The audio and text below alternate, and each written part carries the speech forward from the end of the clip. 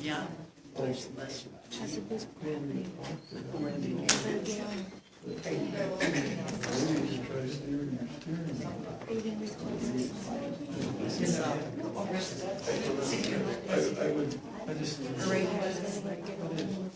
You're on the table. No, nobody's sitting there. It's just, So he gets it. and she was gonna sit over there. So, oh, you're playing. You want me to move? No. I can move. I can play. That's probably why she chose to use their own things.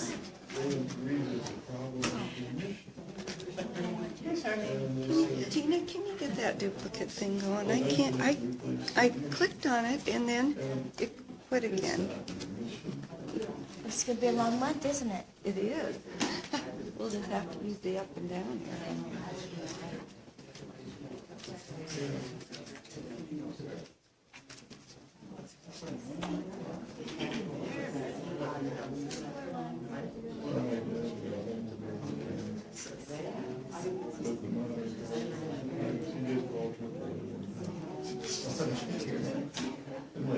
Those are what? Yeah, they are pretty.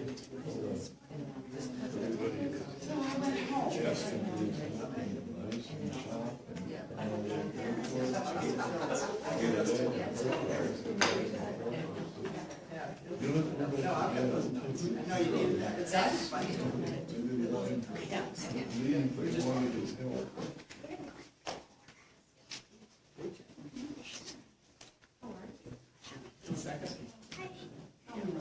You just buy a bigger position.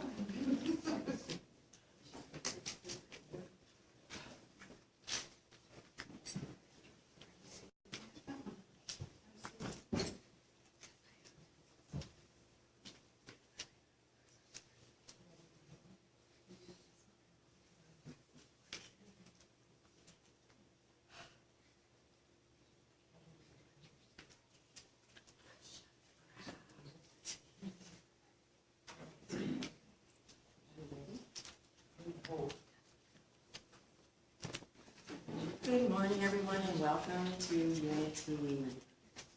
Good morning. Get turned on. There, is that better? Yeah. Good. Okay. Good morning. Welcome to Unity. We have in your programs today these slips of paper. This is anything that you have that you'd like to know about us. And if you, a voting number is on the back, information to fill that out. And then this is a prayer request that you can put in the collection box, or is the box still up here? In the prayer box up here, and that I believe is sent to Unity Village, and they are prayed for 30 days by wonderful people there. So, will you please, if you wish, close your eyes and be quiet and listen as we play our Unity song with David Friedman. Thank you.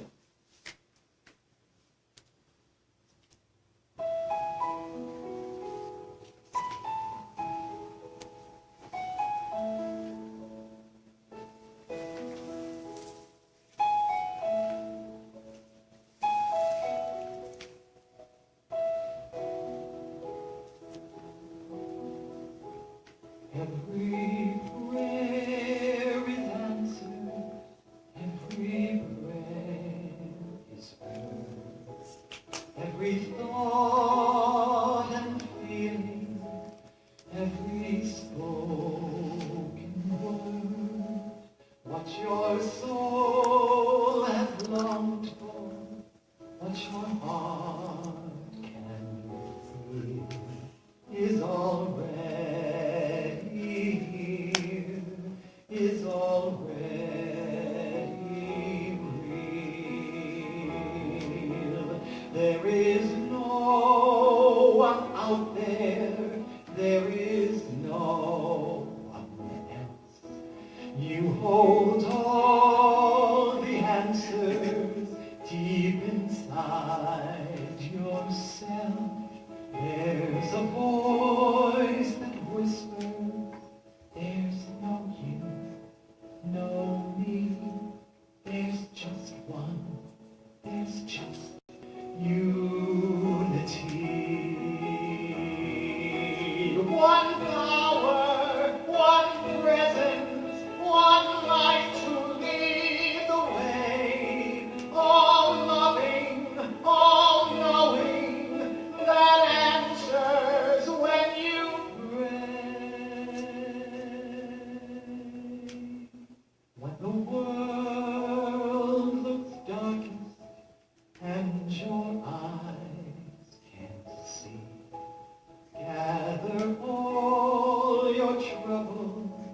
Give them all to me. I am always with you. I will always be. I am one. I am unity. We are one. We are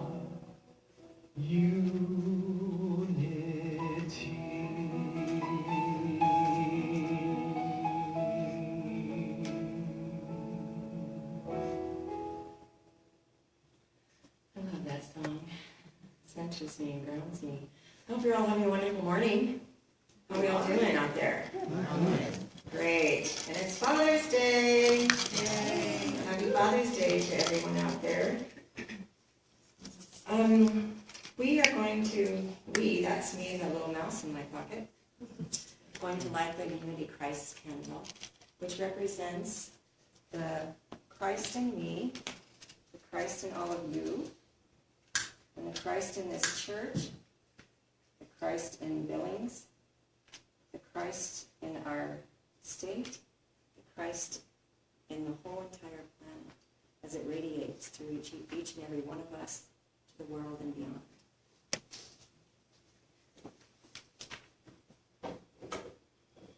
Now, if everyone would like to greet your neighbor, you can pop up and say hello, give hugs, shake hands, whatever you wish.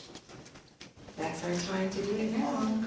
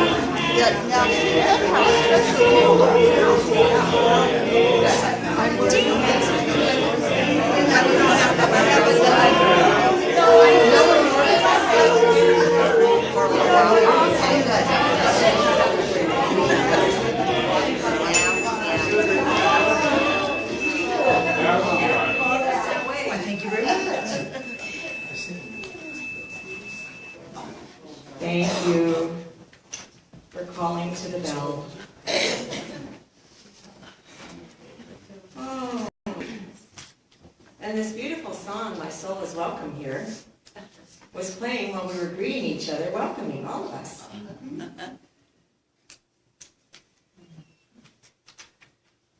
I think we have a song in order here. Please stand and sing The Lord of the Dance. Page 301.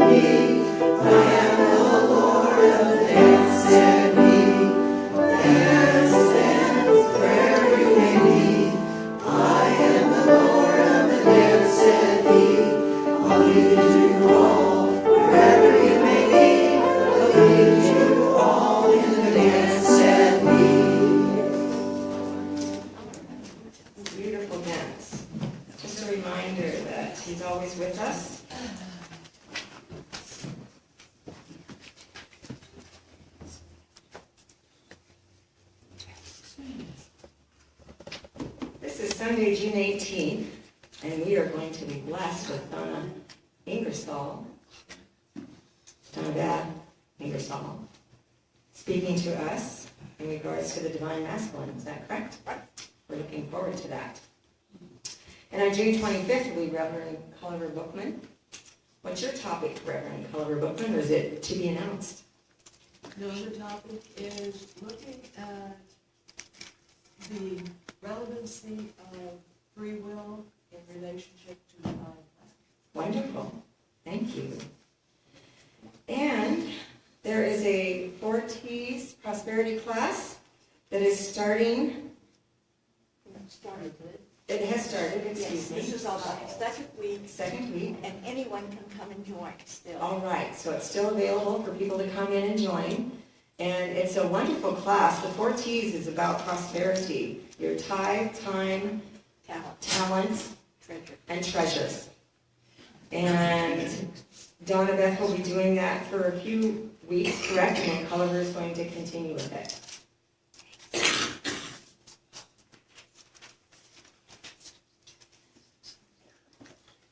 So, we are blessed with the presence of Karen Baldwin today, sitting right there.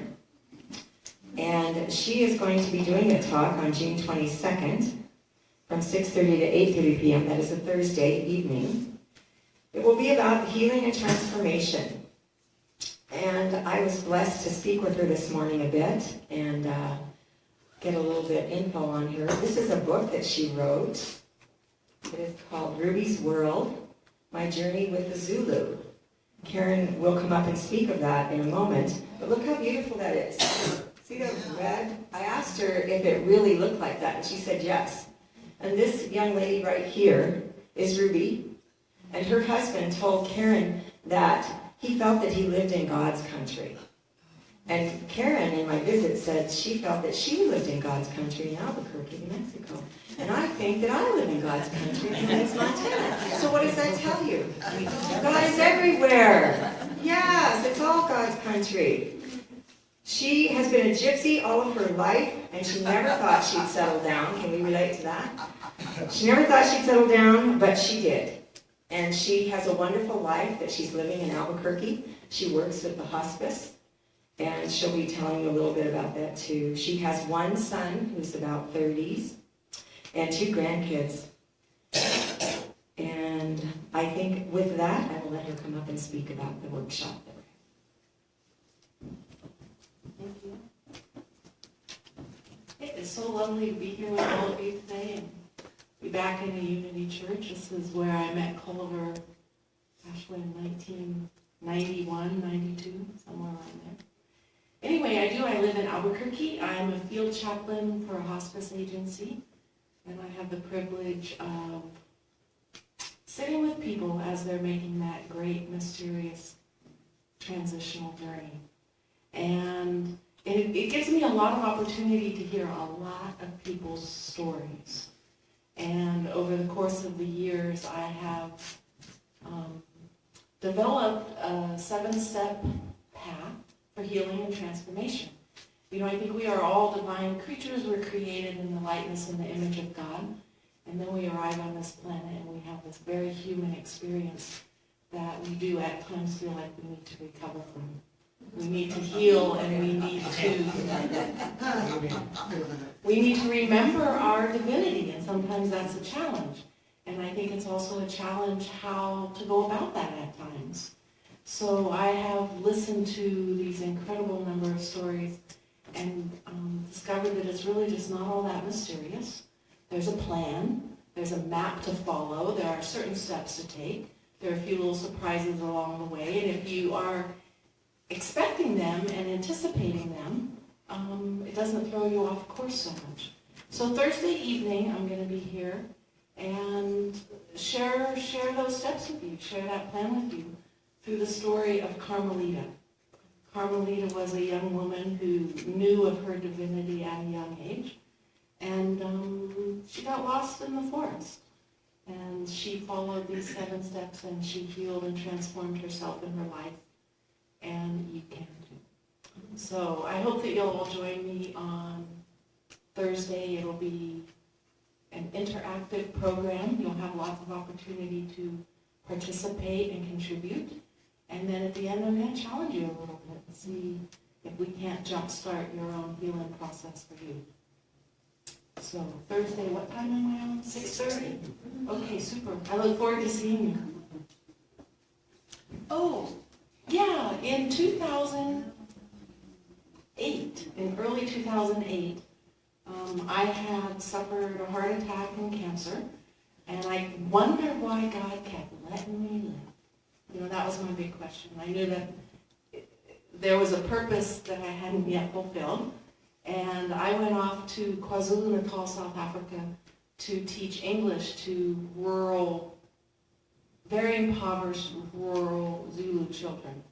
And about halfway through the time that I was supposed to be there, they turned on me. They ran me out. They threatened to chop me up in little pieces and cook me. And, I'm serious. And I took them at their word and I ran. And since then, I have worked at the United Nations with the Commission on the Status of Women. I now represent American Ambassador for a rural women's group in South Africa. As it turns out, the very women that I was living with, I'm now serving at the UN, which is, I find it a bit ironic. Yeah, thank you. It's exciting. I was telling John and Beth and Culver about it last night, and it's like, I still have a lot of passion about that. So anyway, I wrote a memoir of my journey, and I'll have copies here on Thursday night if anybody's interested. So I look forward to seeing you. I hope you'll be here. Thank you so much. Sounds like a powerful workshop. All right. There's a Baha'i anniversary talk Sunday, the June 25th at 11:15, right after church. And there have been Baha'i faith here also speaking before. Dan Geiger, I know, was here, correct?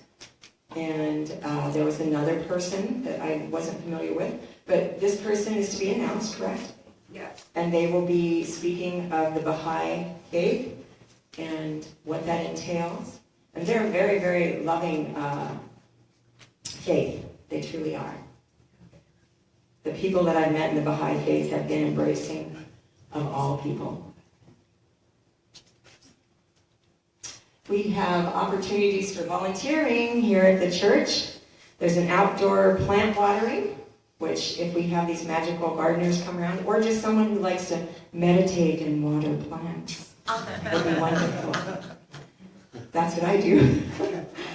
We are also wanting to have some volunteers as platform persons. It is fun, as you can see. I'm having a great time.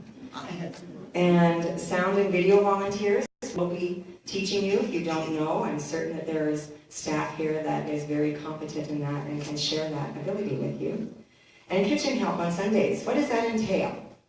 It entails making the coffee, correct? Setting out the food that people have brought and some that we already have, and cleaning up afterwards, and saying hello to everyone who comes down there to partake in the delicious, delectable, delightful things that are brought here. So thank you. If any of you feel called to do those, who would they see? Marge, and she is not here today. She's a lovely lady. Is there anyone else? Can they call the church? And Charlene as well. And Color, I bet, would help, wouldn't you? Direct them. Okay, thank you. Okay. And we have a special Father's Day treat today, cake and ice cream. Thank you. Cake and ice cream downstairs for Father's Day. And speaking of Charlene Ingalls, she is our Unity Prayer Chaplain. She is a wonderful spiritual lady, and she will help you in any prayers that you have, assist you, pray with you, and affirm that you are the Christ child, and all is well. Please stand now and sing page 311. Thank you, Father.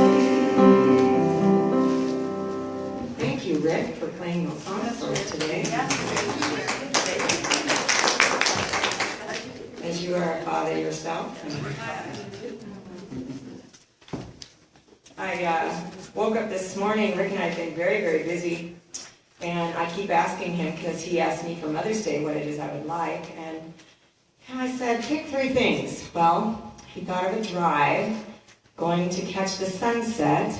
Beautiful, get pictures, but I have to work tomorrow. So that one was out.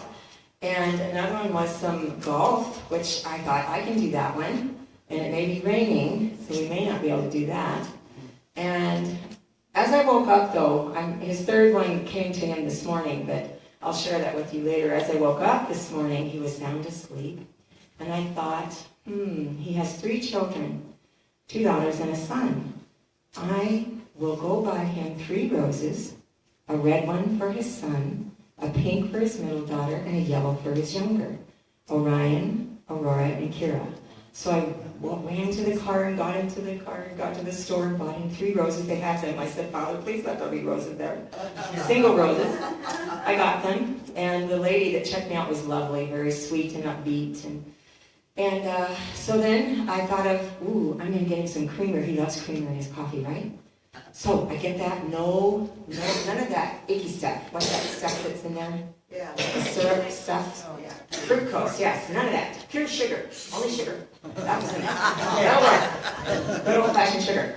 So we got that. I got that, and I came home. He was still sleeping, and I'm in there, and I look. You don't have any coffee.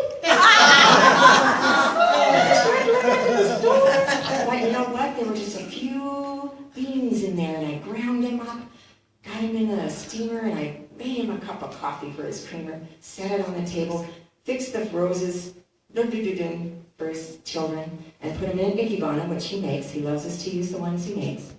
And he got up, and I said, come in here. And there they are. I said, this is for a father who created a daughter, 2 daughters and a son with the job well done. So that was my gift to him for Father's Day. Thank you for listening. All right. So now comes the daily word. Sunday, June 18th, Father's Blessing. God bless all fathers and fathers-to-be. A beloved and often repeated prayer by individuals and in groups begins, Our Father. There is both great responsibility and reward in playing the role of a father. Encouraging confidence in young ones calls for a parent to be present in all stages of children's lives. Often, it's not until after years of being present, sometimes when kids think they are smarter than the adults, that fathers are appreciated for their wisdom and devotion. A prayer is a powerful way to bless fathers. God bless fathers with all they need to be wise and loving parents. And perhaps a prayer is even more immediate when a father or a father-to-be prays, God, guide me in being a father that enriches the lives of my children. I will be a father to him, and he shall be a son to me. I will not take my steadfast love from him, as I took it from him whose was before you. 1 Corinthians 17:15. Brings tear and joy to my heart. Now, can you please affirm with me a Unity Foundation principle? There is only one presence and one power in the universe and in my life. God the good, omnipotent.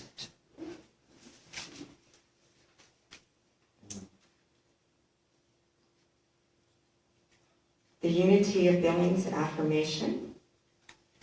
Through divine wisdom and grace, Unity of Billings is vibrant, healing, and inclusive.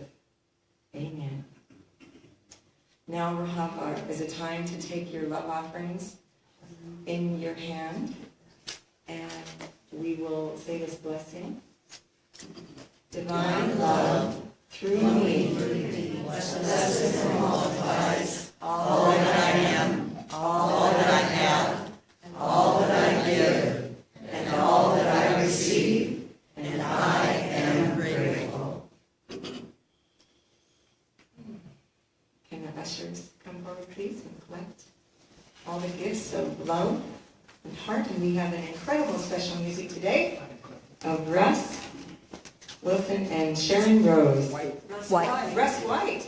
Excuse me. Russ Wilson has gone. He must be here today. He's here today. Oh, okay. Testing. Turn the sound, Joe.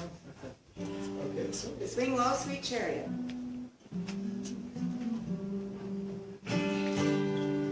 Swing low, sweet chariot, coming for to carry me home. Swing low, sweet chariot, coming for to carry me home. I looked over Jordan, and what did I see? Coming for to carry me home.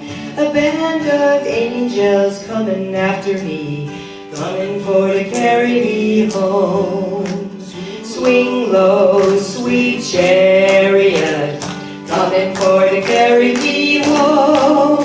Swing low, sweet chariot, coming for to carry me home.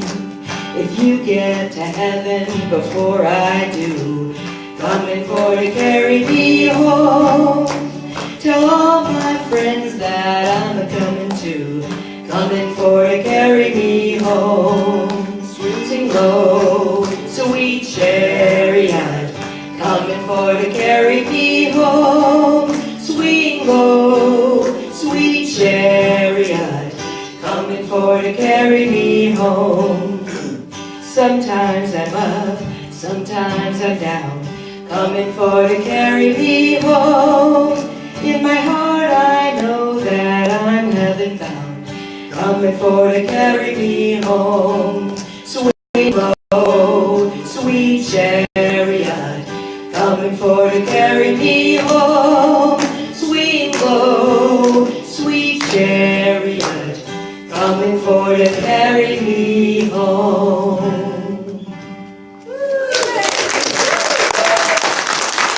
Thank you.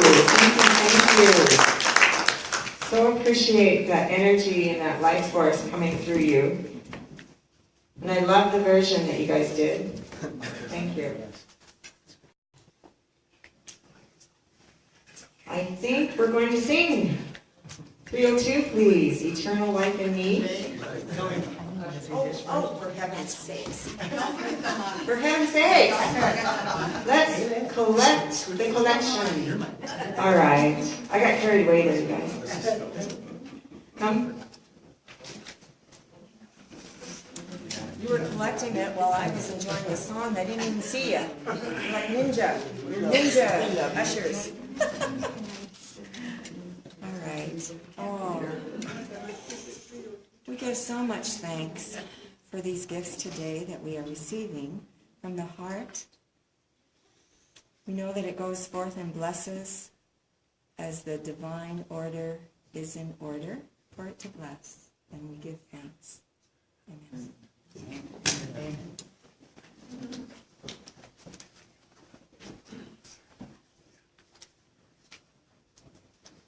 Now, if you'd like to join us, 302, Eternal Life in Me.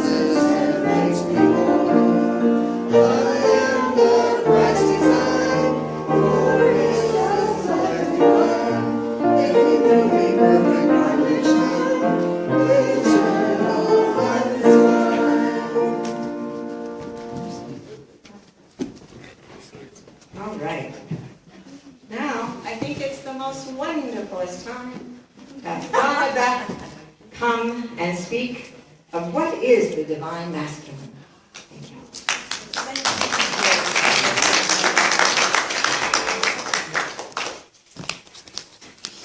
I am so pleased to be with you today. And I know that in the weeks to come, Culver's been out traveling and she'll be sharing you many of the things that she has been experiencing over the last few weeks. But today, I really am excited about the topic. It is appropriate that over the last couple of decades, the divine feminine, attention has been given to her and the goddess and how she activates and operates in our lives. And this is very appropriate because over the last few decades, well actually for the last couple of thousand years, ever since the Abrahamic religions such as Judaism, Christianity, and Islam became the religions of the world, the divine feminine, the goddess, was, if not reduced to ignominy, she was totally taken off the planet. And so with this in mind, it is really great that the divine feminine is coming back. On the other hand, I keep asking myself, as we hear about the divine feminine, what about the divine masculine? Is there any such thing? I assumed that the reason nobody ever talked about it, and I have to tell you that Culver would have been talking about it if she'd been talking today, but she's not. I am. So the thing is, maybe we think that we already know what the divine masculine is. Spoiler alert. The divine masculine is not the macho, angry, punitive, jealous, revengeful, conditional God from the Old Testament scriptures that we have been led to believe that it is. Thank you. You're welcome. Amen. No. It definitely is not. And so this has led me to do some thinking and research over the last couple of weeks. And as I have done that, I have concluded 4 things. 1, we are born with both divine feminine and divine masculine energies. 2, for each archetypal divine masculine energy that I'll talk about today, there is a corresponding divine feminine energy. 3, it is difficult to talk about one without the other. And 4, we need to allow both harmonies, both types of energies to flow and flower in order to create a balanced and harmonious life that is connected to the one that is all in all.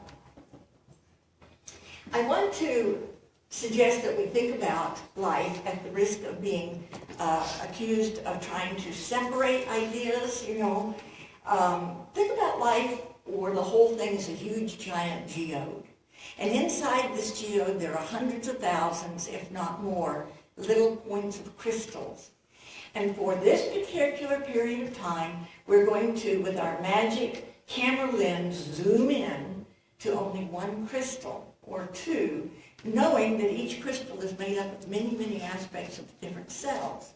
And so for this period of time, we're going to focus on the divine masculine and divine feminine energies, knowing that they are an ebb and flow part of the entire geode. So don't let that get away from you, that image. First of all, above and beyond and all around, here, there, everywhere in between, is the great I am that I am.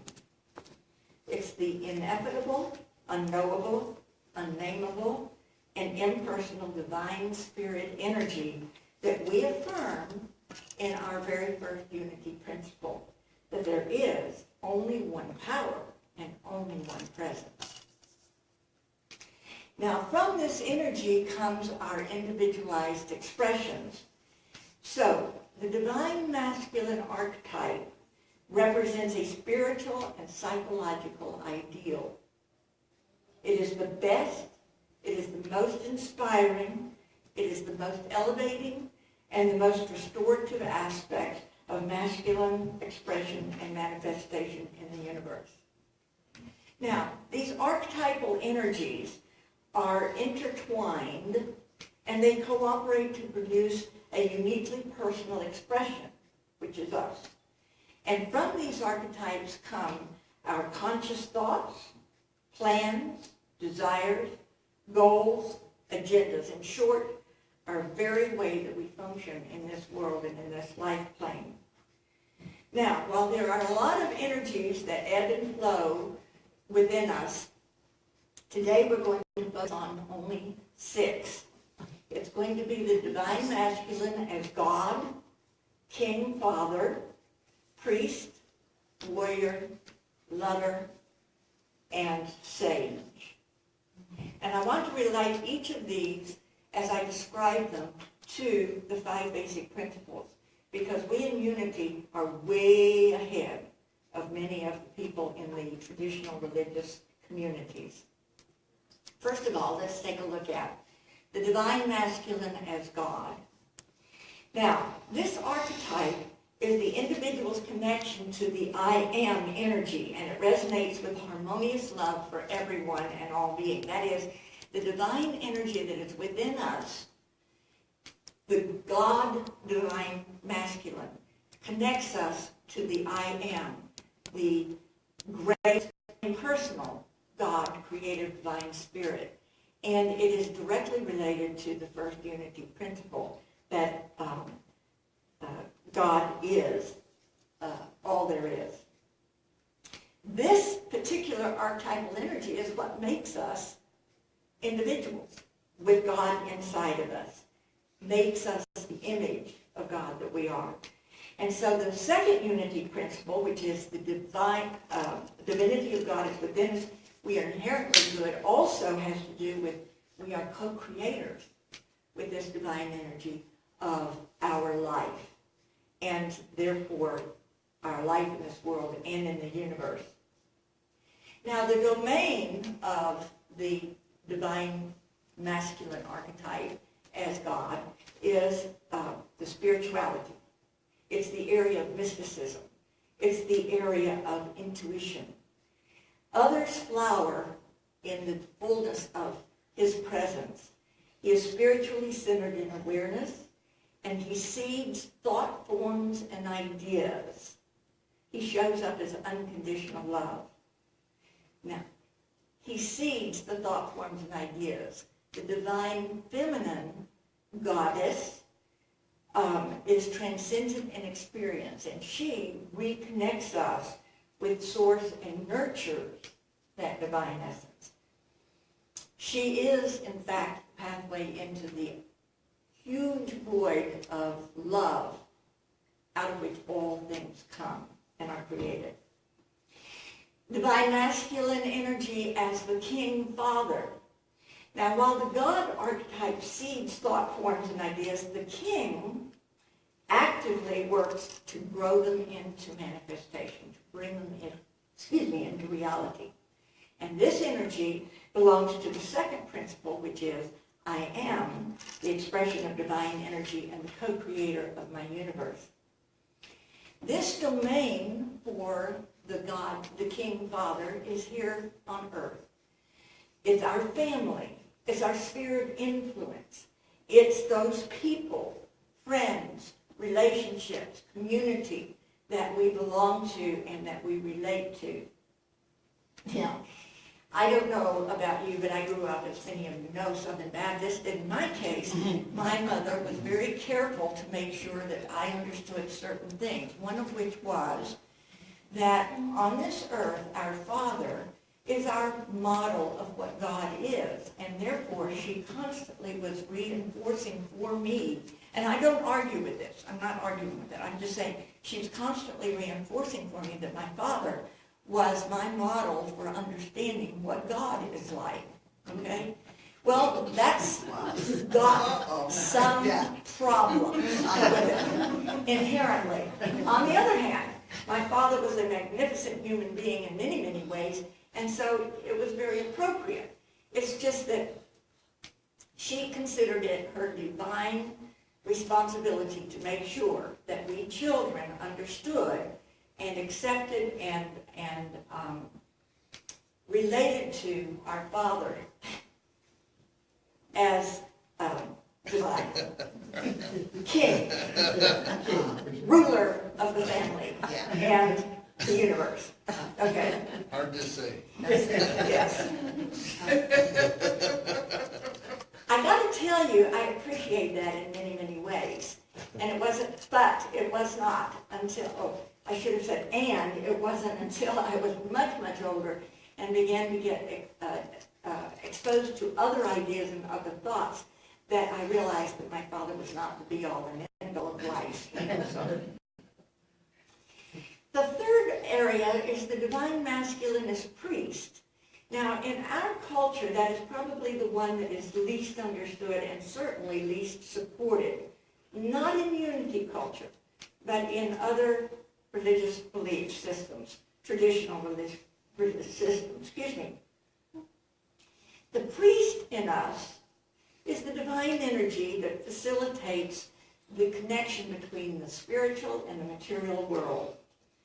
It is our conscious personality and the divine realm of spirit. It calls forth and directs energies between the conscious and the unconscious. It takes care of the relationship, now get this, it takes care of the relationship between the ego personality and the divine spirit. And we've all talked many times about how the ego can take on a life of its own and take over with a lot of power and energy. And so we need this intercessory priesthood to keep reminding us that our ego is not be-all and end-all of our life. Now, the priest energy is part, I believe, of the fourth principle, the one that says, I pray. I pray, and through meditation, use the infinite power of affirmative prayer and meditation. Okay? The domain of this energy is primarily in the spiritual realm within us, as it gives us awareness and insight, connecting with and revealing the hidden knowledge of that which truly is true. Men and women who are in the fullness of the perfection of the divine masculine priest are the ones to whom that we go to for enlightenment, the ones that we go to for help when we are in dire need or in moments of great stress. This is fun. Number 4, the divine masculine energy as warrior. This is the one that our culture really celebrates and embraces, right? It's probably because we are such a patriarchal society.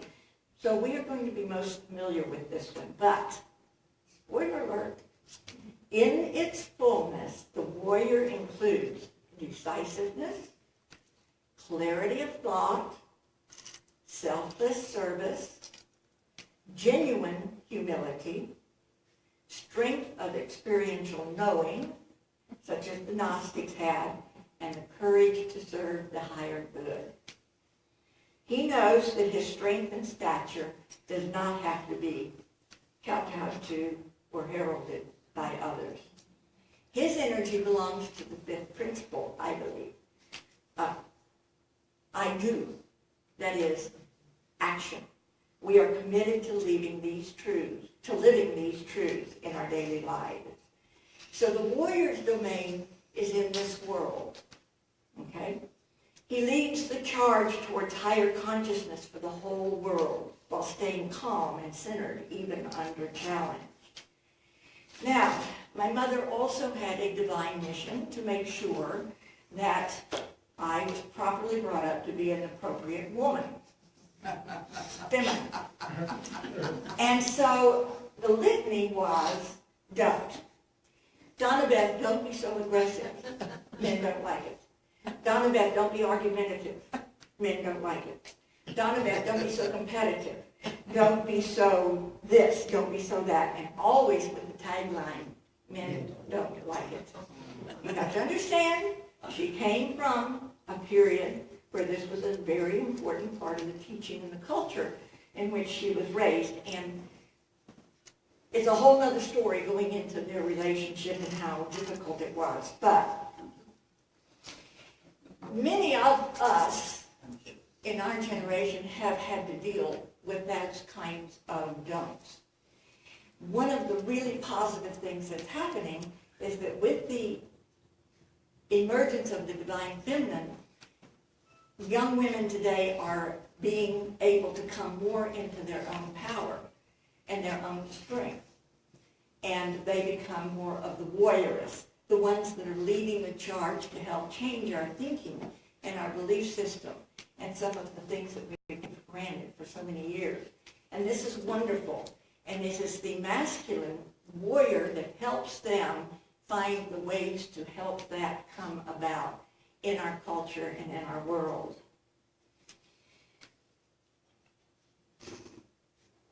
Fifth, the divine masculine as lover. Probably this is the most primal of all the energies, okay? It's the archetype of the lover that is the most probably understood. It doesn't take a rocket scientist to figure that one out when you look at our culture, all right? Not only is the divine masculine as lover misinterpreted and misunderstood, but so too is the divine feminine, right?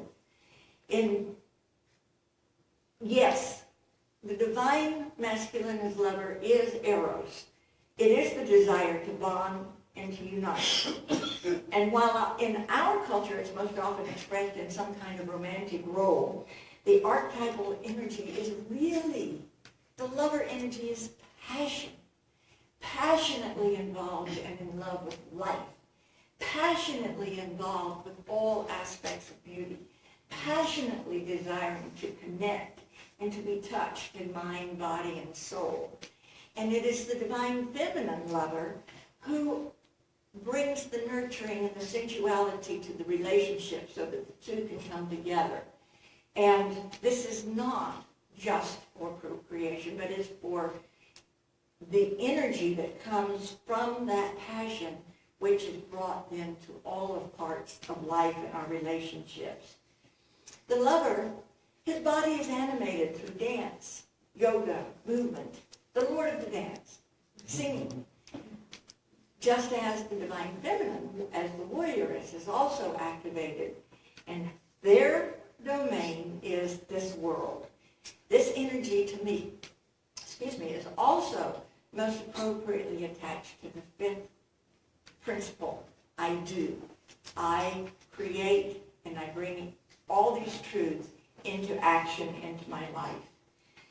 Not unfortunately, but as we watch and observe, we will see that this tremendous chaos that is coming out of this attempt to try to find the spiritual balance between utilizing both the divine masculine and divine feminine energies. But I would like to say to the younger women in this organization that never, never let anyone put down your strength, your ability to see things, to express yourself, to create, and to lead the charge for that which we need to understand.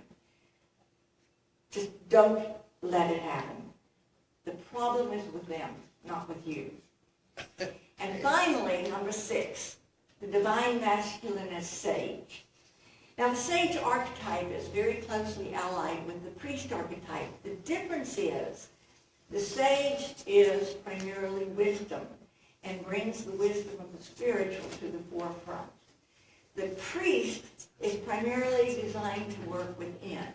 What is going on within ourselves as we reach and find these different strengths within. But the sage's feminine counterpart is the wise woman, the shaman, the one who is able to bring tools that we need in order to actually manifest or increase our enlightenment and the way it flows in our life. And so it is the sage who channels and directs all of this energy into the right action and comes to the forefront, again, in times of crisis and in times of intense need. The sage is connected with the heavens, spiritual, and is grounded in the earth, Gaia.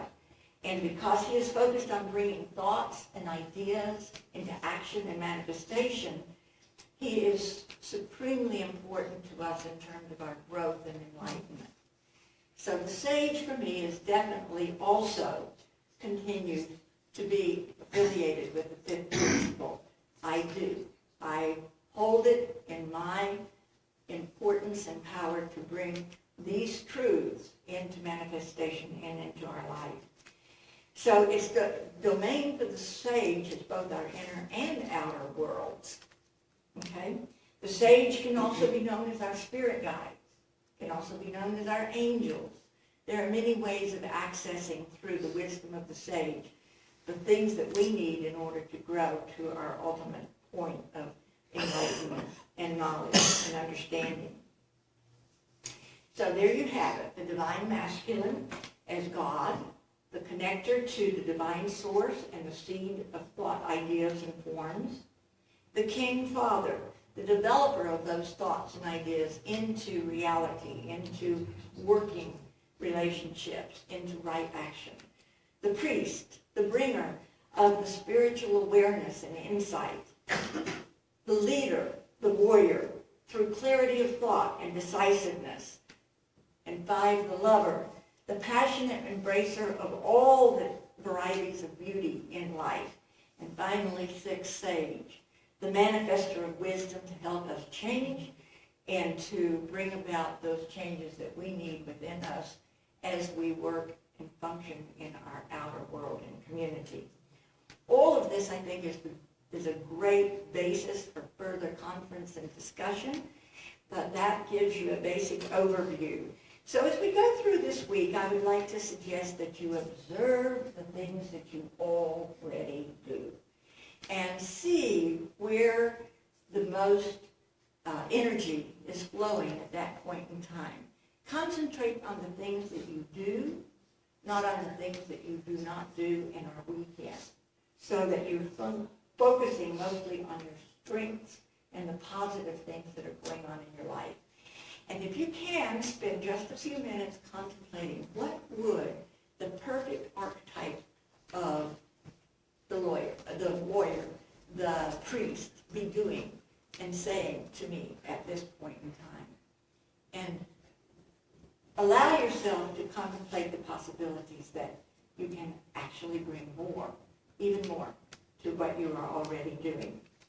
And so now we take our microscopic lens and we draw back away from this close-up on this crystal, and we have a chance to see again that the divine masculine is only one of many, many energies that are a part of this total world view of a geode with so many aspects that ebb and flow like the waters of the oceans.